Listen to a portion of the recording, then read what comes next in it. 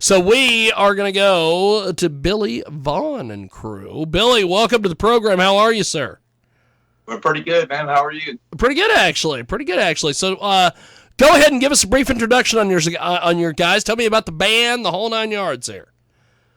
Well, we're a Shining Force band. We've been around over probably a little over 20 years. Yep. Trying to do ministry through music. We started this initially to start playing in churches, but then got invited to play at clubs because the music was heavy. So they liked what we had. And when we went in there, I initially told the people in these clubs, hey, we play what we play. We're not going to change our lyrics for anybody because it's Christian based and that's the way we're going to leave it. So, they were all good with that. So we went ahead and started doing that. And we just kind of expanded out, so to say, to different venues. So we've been still doing the same thing we did before. We just changed the music up a little bit heavier than what it was when we originally started. Yeah. And, that is awesome. This is Abel. He's the new vocalist for Shining Force. Fantastic. So, how did the band get started? How did everybody get to where they are in the band?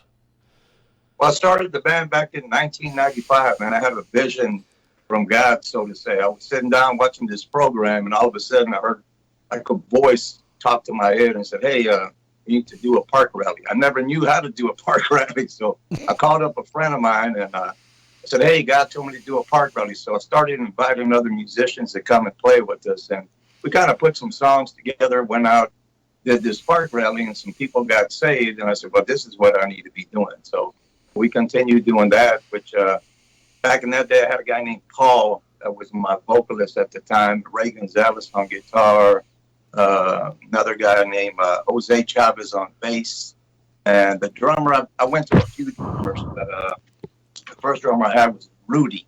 Yes. And Rudy finally passed away, Jose passed away, but that's how the band actually started. That's awesome. That's awesome.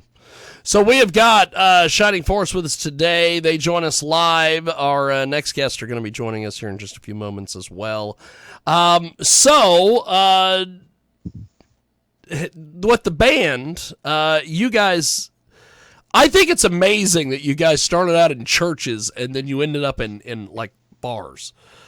That is amazing to me. That sounds pretty Catholic from my point of view. Yes. Just Giovanni, come in here. You might as well interview the band before we get to the porn stars. Yes. So we've got my co-host for our next show we're going to be doing here in a few moments called Fucking Around with Porn Stars, and so. You guys in Shining Force started out playing in churches because of the music being, right, religious based, and then you end up getting invited to being in bars, and then you told all these club owners and all these as I should say these miscreant club owners, we're not going to change our tone, we're not changing our lyrics, any of that. How did that go over? Well, it went pretty good. I mean, at first I didn't know what they were going to say, because if they would have said, well, now we can't have you speaking about Jesus or talking about God, we wouldn't have did it, because that's not us, man. We're about promoting, God's plan for everybody. So that's the way it actually started with me, and it's been that way. We don't change our lyrics. Our lyrics are what they are. I mean, we're here to minister through music, and that's the basic reason why we started this ministry, is to do that. And as we progressed through this, we just played in a lot bigger places and started meeting a lot more people, just like Tim Ripper Owens, as you can see, he's on our album this time. So we had an opportunity to play a show with him and Sean Peck, and Abel was there at that time. That's kind of how me and Abel kind of met. And from that point, I asked Tim if he would do a song on our CD, and he said yes. And a lot of people were saying, hey, he's just telling you that just to get you out of his way. But that wasn't true, because he gave me his email address, and when I emailed him, he was down to do the song. So he did that with us. So we met various people too. Again, we had a lot of opportunities to meet a lot of people and a lot of chances to minister to other people also.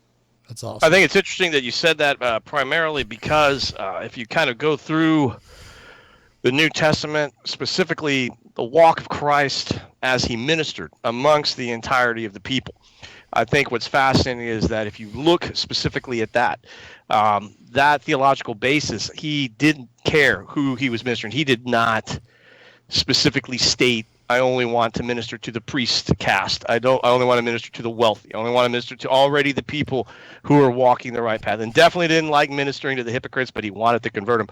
So I do find it useful that you have the venue of heavy metal music to be able to speak and to minister to those who's, maybe they're questioning themselves, maybe they're having challenges, and this is a music style that they like. Exactly. This is something that they can embrace. They like the sound, they like the rhythm, they like the chords, they like the thrashing, and Yes. you literally are doing essentially the type of ministry that is appropriate for that type of person, similar, I think, to what definitely the apostles did, definitely the first of the disciples who went out amongst the churches and out amongst the world. They went into places and ministered to those in the manner that those people spoke to. You went to the Greeks and you went to the temples of the gods to speak to people outside those temples. You went and similar to the music. Or you have the metal music. All right, so you speak to the people in the method that they like, and I think that is great. So phenomenal and great job on your team for doing that, and as you as artists for embracing both styles. Because I can almost see, and I was kind of curious about this. I don't know if you talked about it already. How do people like Christians who maybe they think, oh, this is inappropriate music for the delivery of the message of Christ? How do you, when they kind of talk about that, what's your response to that sort of message? If they say, hey, this is not Christ-like, or this is not what we want. What are your thoughts on that? Well, believe it or not, I've had that done to me already a few times. Even with the artwork we presented. So the last CD we had, which was By the Blood, it has some crosses on there and skulls on the bottom. And I've had people, come to me and say, hey, that's not Christian-like. I'm like, well, explain to me why it's not. I said, do you understand what I'm portraying here? And they don't get it. They just think it looks evil. But when I tell them, hey, in the Bible, it talks about Golgotha, this place of the skull. So that's what we were putting on there, and it was by the blood because it was Jesus' blood that set us free by his crucifixion, so that's what's on that cover. So, and it's just like this new cover we have, with spiritual warfare. It's a spiritual battle. And Abel actually came up with the music for that song. So. Oh, nice. Yeah, I think that you have a valid point. If you look at the artists, starting in the area of like Giotto, Cezanne, before you started having 3-point geometric, artistry. If you look back at the old medieval art time, that stuff was pretty evil looking. And I mean, and it was getting the message of Christ across, right? You had people with swords embodying their bodies like, and but it was a Christian message, right? It was talking about the path and the blood. And so there was a lot of skulls and devils slashing about.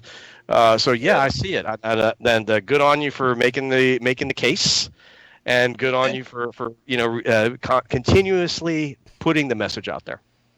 Oh, thank you. So we've got the drummer here. How are you, sir? I'm doing great. How are you doing? You've been like terribly silent most of this interview. Oh, I figured I thought I was interrupting him. I'm sorry. Yeah, that's what I thought. I'm going to start talking, and they're going to be like, well, "Who's this guy?